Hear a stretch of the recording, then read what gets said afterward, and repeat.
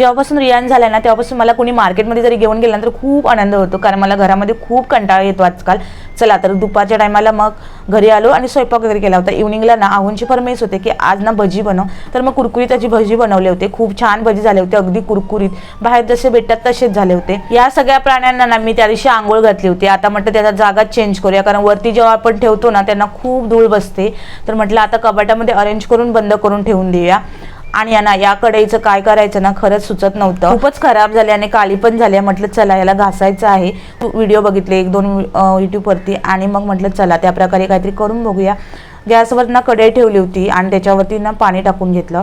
आता आपल्याला त्याच्यामध्ये ना मीठ टाकून घ्यायचं आणि मग त्याच्यामध्ये टाकून घ्यायचं विम जेल आणि त्यामध्ये टाकून घ्यायचं बेकिंग सोडा आणि लिंबू पिळून घ्यायचं. लिंबू आतमध्ये टाकून घेतला आणि सुरीने ना अशा प्रकारे ना हे करून घ्यायचं आणि लिंबू आहे ना सुरीला लावून आहे ना बाजूने आहे ना चिकट जे जाग आहेत ना त्याला पण असं लिंबू चोळून घ्यायचं आहे आणि पूर्णपणे कढ येईपर्यंत आपल्याला हे गॅसवर ठेवायचं आहे, कारण त्याने ना सगळीकडे व्यवस्थित लागतं. आणि ही कढई आपल्याला अर्धा तासासाठी थंड व्हायला बाहेरच ठेवायची आहे, पाणी ओतून टाकायचं नाही आहे. त्याच्यानंतर पाणी ओतून टाकून मग घासून घ्यायचं आहे.